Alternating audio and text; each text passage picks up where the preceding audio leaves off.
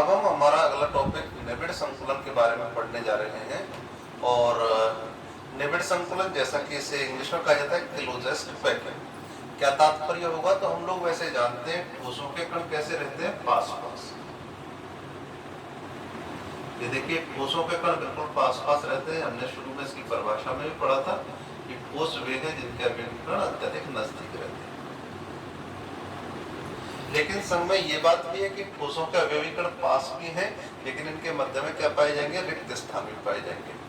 तो निबिड़ संकुलन का मतलब क्या होता है? ठोसों की वह व्यवस्था जिसमें उनके अवयवी कण सर्वाधिक नजदीक रहते हैं और उनके बीच रिक्त स्थान न्यूनतम रहता है। हम लोग जब, कल भी मैंने एक एग्जांपल दिया था लड्डुओं का डिब्बे में भरने का, तो हम लड्डुओं को दूर दूर नहीं रखते, बल्कि क्या रखते हैं, उनको पास पास रखने की कोशिश करते हैं कि वो डिब्बे का अधिकतम स्थान घेरे। तो वह व्यवस्था जिसमें संकुलन दक्षता अधिकतम रहती है उसे हम निबिड़ संकुलन कहते हैं। या वह व्यवस्था जिसमें ठोसों के कण सर्वाधिक नजदीक रहते हैं और उनके बीच में रिक्त स्थान न्यूनतम रहते हैं, उसे कहते हैं हम निबिड़ संकुलन या क्लोजेस्ट पैकेट। अब देखें कितने प्रकार की हो सकती है, कौन कौन सी व्यवस्थाएं होती हैं। देखें, इसे समझने के लिए हम पहले गतियां देखते हैं। यदि हम लोग एक सीधी रेखा में गति करते हैं तो ये कहलाती है हमारी एक विमीय गति। दूसरा तरीका आता है, यदि हम एक फर्श पर चलते हैं तो हम या तो लंबाई में चलते हैं या फिर चौड़ाई में चलते हैं, यह कहलाती है द्विविमीय गति। और यदि हम प्लेन की गति हो, किसी मक्खी मच्छर की गति हो, तो वहां देखते हैं वो लंबाई में भी चल सकता है, चौड़ाई में भी चल सकता है, ऊंचाई में भी चल सकता है, तो उसे कहते हैं हम त्रिविमीय गति। तो पूरी इसी प्रकार से ठोसों की व्यवस्था तीन प्रकार की है: एक विमीय निबिड़ संकुलन, द्विविमीय निबिड़ संकुलन और त्रिविमीय निबिड़ संकुलन। तो हम सबसे पहले एक विमीय निबिड़ संकुलन की बात करें।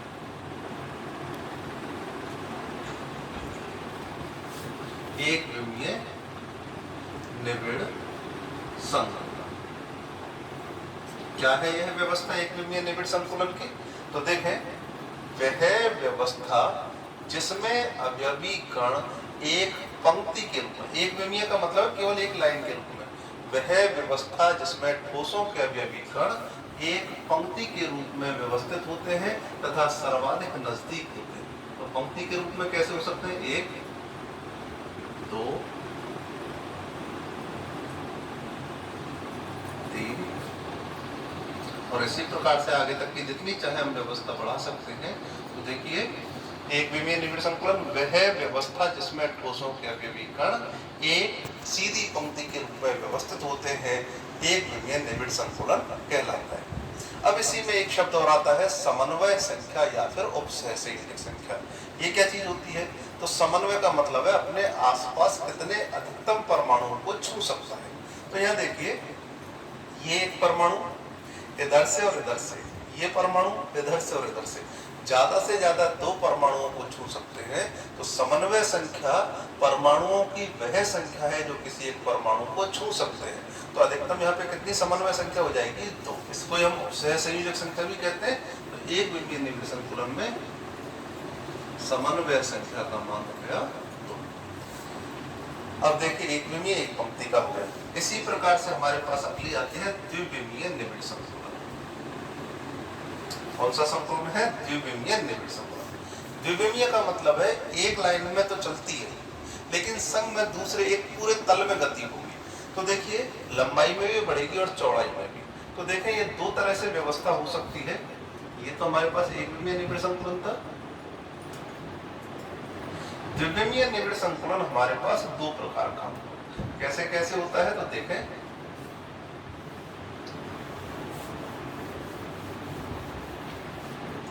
द्विविमीय को मैं लिख रहा हूं 2D निबिड़ संकुलन, 2D क्लोज पैकेट। तो देखें, एक होता है हमारे पास वर्गाकार, कौन सा वाला है? 2D निबिड़ संकुलन। ये क्या व्यवस्था है? देखें, यदि एक विमीय निबिड़ संकुलित परमाणुओं की पंक्ति के ठीक नीचे, ये पंक्ति बनी हुई है, इन्हीं गोलों के ठीक नीचे दूसरी पंक्ति के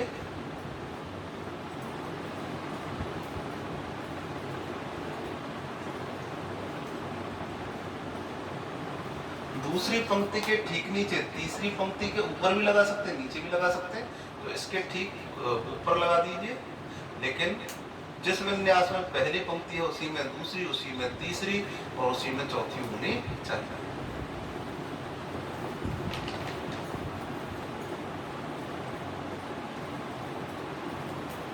तो देखिए एक विमीय निबिड़ संकुलन में हमने देखा था केवल एक पंक्ति के रूप में गोले होते हैं। द्विविमीय वर्गाकार निबिड़ संकुलन, द्विविमीय संकुलन में एक पंक्ति के रूप में ना होकर के एक परत के रूप में होते हैं। एक पंक्ति और ये पूरी क्या बन रही है, एक परत। तो द्विविमीय वर्गाकार, द्विविमीय निबिड़ संकुलन दो प्रकार का होता है। उसमें पहला है वर्गाकार निबिड़ संकुलन। यदि प्रथम पंक्ति में व्यवस्थित गोलों के ठीक नीचे समान अभिविन्यास में अन्य पंक्तियों के गोले व्यवस्थित होते हैं तो इसे कहते हैं द्विविमीय वर्गाकार निबिड़ संकुलन। यहाँ से देख सकते हैं प्रथम पंक्ति में जैसे गोले हैं वैसे दूसरी पंक्ति में, वैसे तीसरी में। अब इसको वर्गाकार क्यों कहा गया, तो देखें कोई सा भी एक गोला ले लिया हमने, बीच वाला ले लिया, देखें कितने गोलों को ज्यादा से ज्यादा स्पर्श कर सकता है, 1 2 3 और 4। इनके केंद्रों को मिला करके देखें,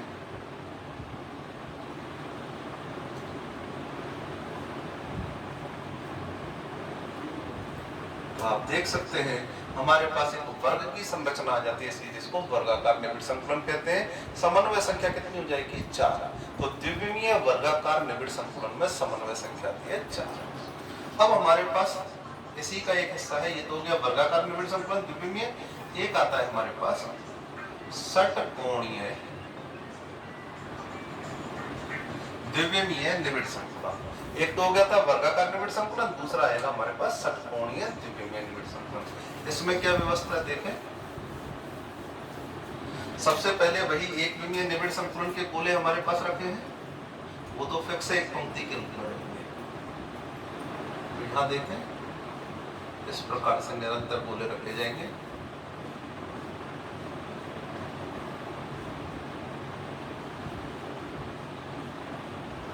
तो ये तो गोले इस प्रकार से हो गए। अब देखें पहले वर्गाकार में क्या हो रहा था, इस परत के ठीक नीचे गोले रखे थे, लेकिन अब क्या होगा, यदि द्विविमीय निबिड़ संकुलन में द्वितीय पंक्ति के गोले प्रथम पंक्ति के गोलों के गर्तों में रखे जाएं। गर्त कहाँ पे, दो गोलों के मिलने का स्थान यहाँ, तो गोले इसके नीचे ना रखे गर्तों में रखे जाएंगे।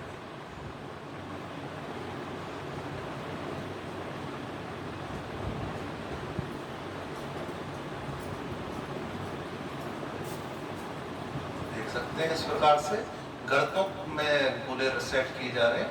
तो ये व्यवस्था कहलाएगी हमारे पास षटकोणीय निबिड़ संकुलन द्विविमीय प्रकार की। अब तीसरी पंक्ति के गोले कहाँ रखने हैं, द्वितीय पंक्ति के गर्तों में। प्रथम पंक्ति के गर्तों में द्वितीय पंक्ति के गोले, द्वितीय पंक्ति के गर्तों में तृतीय पंक्ति।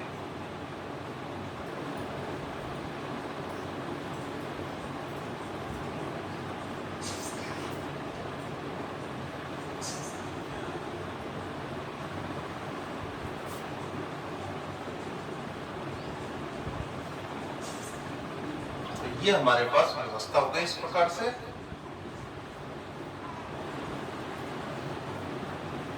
तो आप इस व्यवस्था में क्या देखेंगे कि हमने प्रथम पंक्ति के गर्तों में द्वितीय पंक्ति के और द्वितीय पंक्ति के गर्तों में तीसरी पंक्ति के गोले रखे हैं। तो यहाँ देखने में ये आता है पहली और तीसरी पंक्ति के गोले अपने आप ही समान अभिविन्यास में आ जाते हैं। ये देखिए अगर हमने ए अभिविन्यास मान लिया, ये बी मान लिया, तो इसके अपने आप ही आ गया, ठीक नीचे ये आ गया, तो ये ए प्रकार का होगा। इसी प्रकार से बी का आ जाएगा तो ये व्यवस्था बन जाएगी ए बी प्रकार की व्यवस्था। तो इसे कहते हैं हम षटकोणीय निबिड़ संकुलन। क्यों कहेंगे, तो देखो एक गोला कितने गोलों को स्पर्श कर रहा है, इसको ले लेते हैं, 1 2 3 4 5 6। यहाँ व्यवस्था देखें,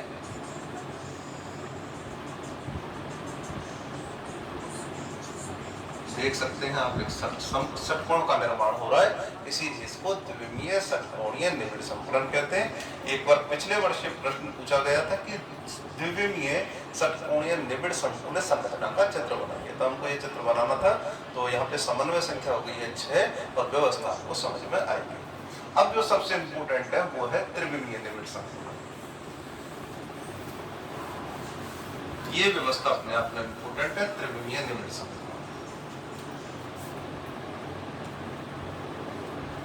त्रिविमीय निबिड़ संक्रमण, क्योंकि हमारे पास जितनी भी संरचनाएं होती है सभी त्रिविमीय रूपों में पाई जाती है, तो इसलिए हमको इसके बारे में ज्यादा स्टडी करना होता है। तो देखें, एक तरीका तो हमारे पास था, एक गोला, दो गोला, द्विविमीय संरचनाएं दो प्रकार थी, एक विमीय से द्विविमीय प्राप्त होती है और द्विविमीय से हमको त्रिविमीय प्राप्त होता है।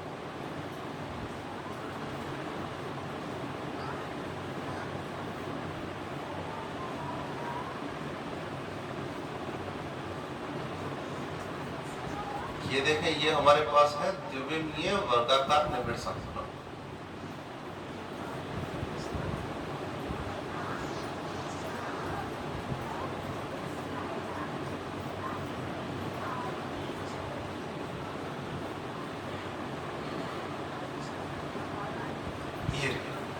द्विविमीय वर्गाकार में बता ही दिया था, दूसरी पंक्ति के गोले प्रथम के ठीक नीचे, तीसरी के दूसरी के ठीक नीचे व्यवस्थित होते थे, ये व्यवस्था तो हुई। ये आप देख सकते हैं गोलों की एक परत का निर्माण हो चुका है।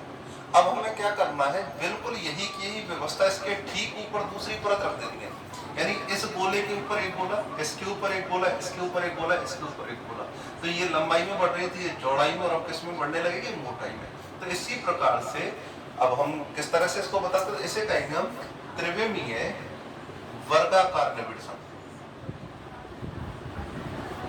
त्रिविमीय वर्गाकार निबिड़ संक्रमण क्यों कहेंगे, क्योंकि ये इसके ऊपर वर्ग के समान संरचना बनाते हैं। तो देखिए, द्विविमीय वर्गाकार निबिड़ संकुलित संरचना के, द्विविमीय वर्गाकार निबिड़ संकुलित संरचना के ठीक ऊपर यदि दूसरी परत के, पहले किसके थे, पंक्ति के, अब किसके हैं, परत के, दूसरी परत के ठीक समान तीसरी परत के गोले यदि अभिविन्यासित किए जाते हैं तो इसे कहते हैं हम त्रिविमीय वर्गाकार निबिड़ संकुलन।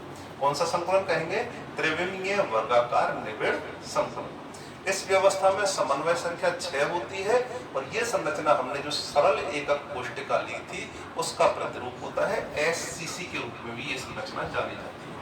कैसे जानी जाएगी, तो देखें, धन के 4 कोने तो ये रहे, इन चारों कोनों पर गोले हैं, और ऊपर वाले कोने किसके आ जाएंगे, आगे के 4 पर आ जाएंगे। तो इस वजह से ये घन के समान संरचना लगती है।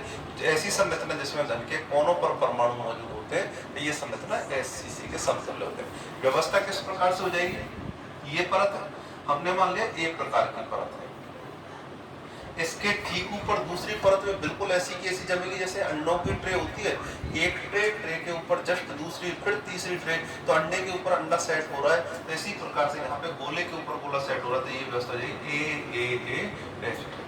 कौन सा संकुलन है, त्रिविमीय वर्गाकार निबिड़ संकुलन। अब देखें, अगली व्यवस्था महत्वपूर्ण है और यहाँ से ज्यादा क्वेश्चन पूछे जाते हैं। तो अब देखते हैं हमारे पास क्या व्यवस्था है। अगली व्यवस्था देखें, त्रिविमीय 3D मतलब 3 डायमेंशनल है, त्रिविमीय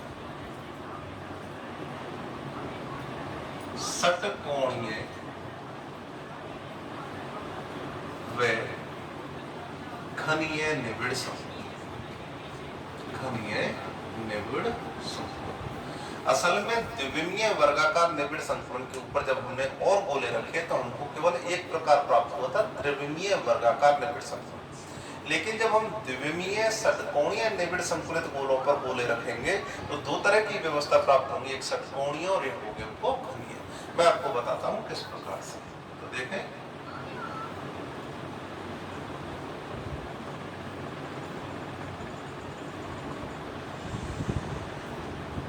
यही इसमें इंपोर्टेंट पूछा जाता है। षटकोणीय को कहते हैं HCP और घनीय को बोलते हैं CCP। तो इनके बारे में पूछ लिया जाता है, दोनों में क्या अंतर है। देखें, हम पहले एक बार षटकोणीय द्विविमीय निबिड़ संकुलन, क्योंकि हमने ये देखा है एक विमीय से द्विविमीय और द्विविमीय से त्रिविमीय संकुलन।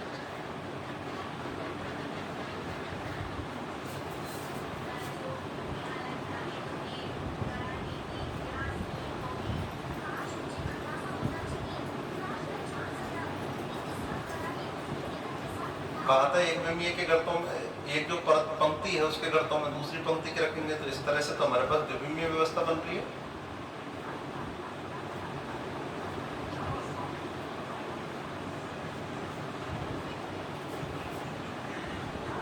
किसी भी छोटे सिक्के की सहायता से आराम से बनाए जा सकते हैं गोले, समान आकार के गोले आ जाएंगे, तो इससे व्यवस्था बिल्कुल सेट लगेगी। यहाँ से बनने जा रहे हैं।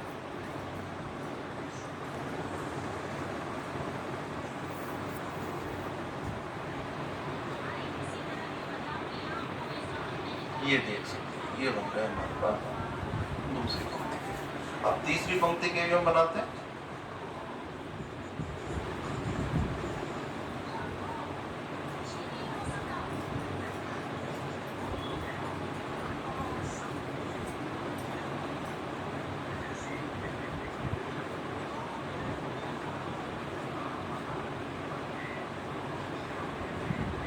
केवल गर्तों में व्यवस्था करते हैं। पहले गोलों के नीचे गोला कर रहे थे, अब हम परतों के नीचे प्रत्येक पंक्ति के गर्तों में हम दूसरी पंक्ति के गोले रख रहे हैं। तो ये व्यवस्था हमारे पास षटकोणीय निबिड़ संकुलन कहलाई थी, द्विविमीय वाली। ये हमारे पास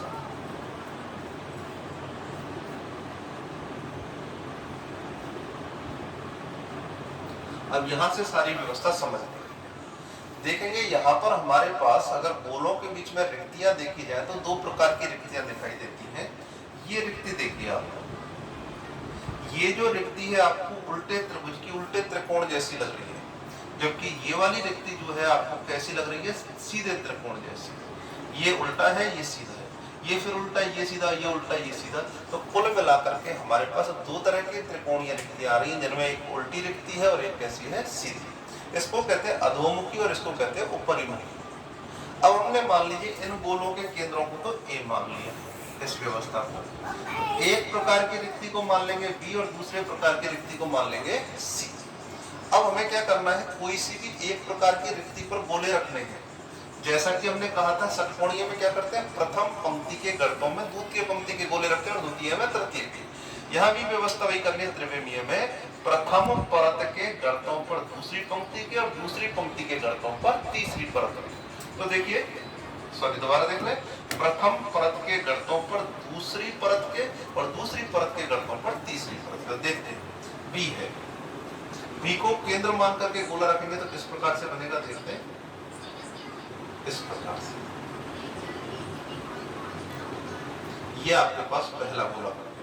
अब केवल बी वालों पर गोले रखने, ये बी वाला है, ये देखिए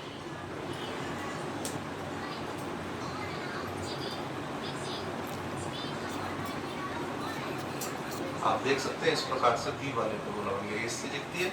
इधर देखें, उल्टे वाले को बी माना है तो ये उल्टा वाला हो गया, यहाँ पे हमने गोला रख दिया।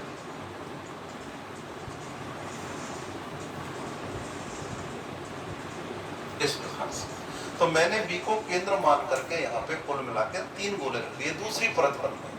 अब देखें यहाँ पर व्यवस्था देखने से मैं कुछ और गोले बना लेता हूँ। ये सी है हमारे पास रिक्ति, ये वाली हो जाएगी बी, एक बी का और बना।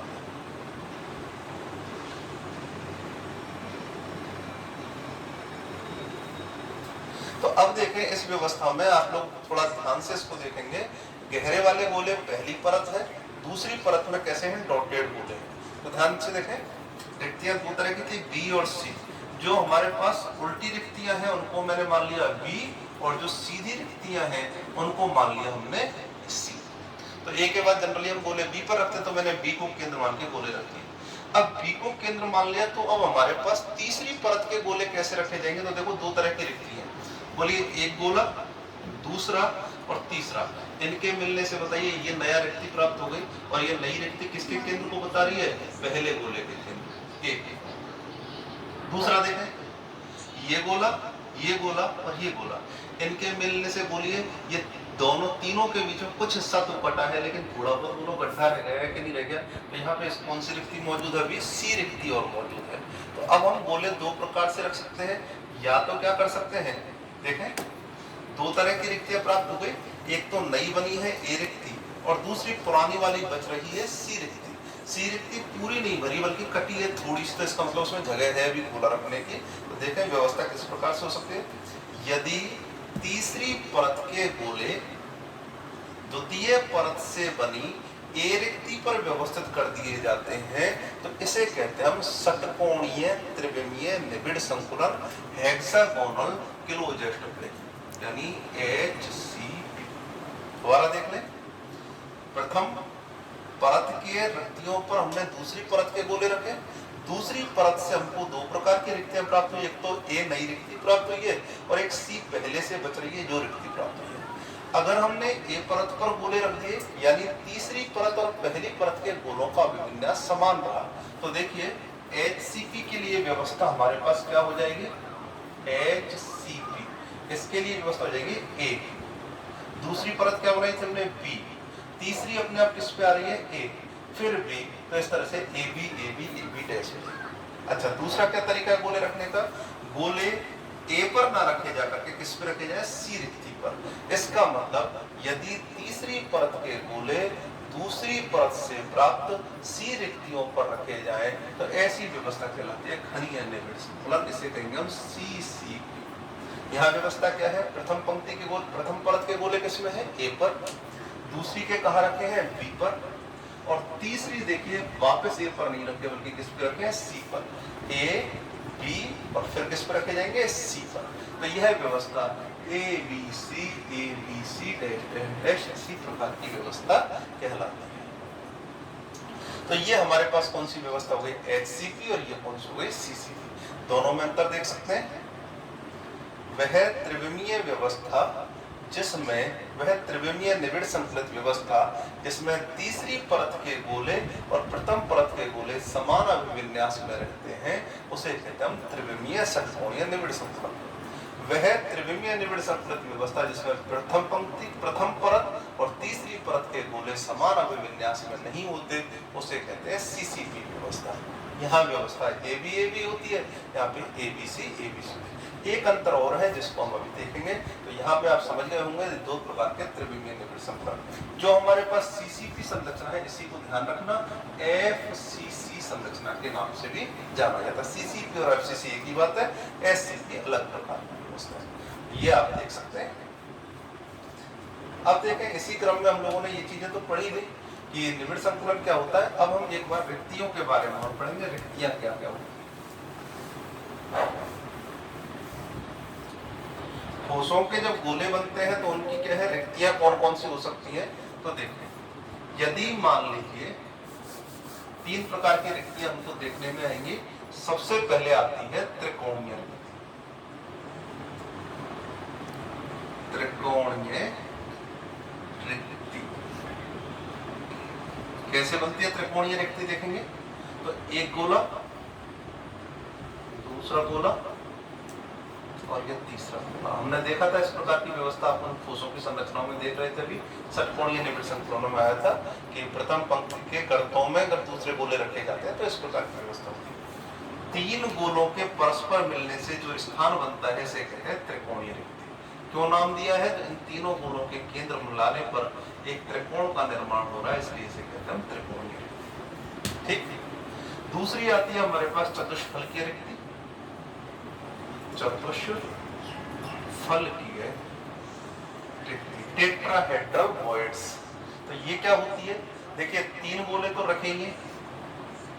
अब हमको क्या करना है, तीन गोलों के ठीक ऊपर, बोलिए ये चित्र हमारे पास, हमने क्या किया, तीन बॉल ले लिए, एक आगे रखी है, दो इसके पीछे रखी है और इसके ठीक ऊपर एक बॉल और लगा देते हैं। तो एक बॉल कहाँ सेट कर देते हैं, हम इस छिद्र के ऊपर रख देते हैं। तो देखिए ऐसी व्यवस्था हो गई ये व्यवस्था। तो इस व्यवस्था को कहते हैं हम चतुष्फलकीय रिक्ति। इन चारों के मिलने से जो रिक्ति प्राप्त हुई है वो कौन सी होती है, हमको चतुष्फलकीय रिक्ति। फिर से देख ले, तीन गोले परस्पर संपर्क में रहे तो इनके मध्य जो रिक्ति बनती है वो त्रिकोणीय रिक्ति। यदि त्रिकोणीय रिक्ति के बीच पर एक के ऊपर एक गोला और रख दिया जाए तो जो हमें प्राप्त होने वाली रिक्त स्थान होगा उसे कहेंगे हम चतुष्फलकीय रिक्ति।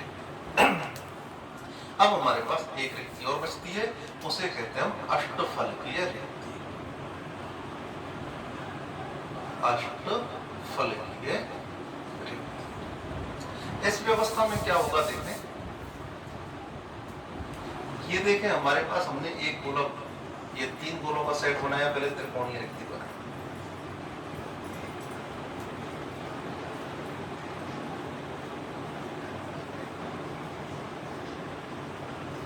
ये एक त्रिकोणीय रिक्ति का सेट होगा। अब हमको क्या करना है, ये तो बन गया हमारे पास सीधा त्रिभुज, इसके ठीक ऊपर उल्टे त्रिभुज के रूप में गोले जमा हो जाए। तो देखें,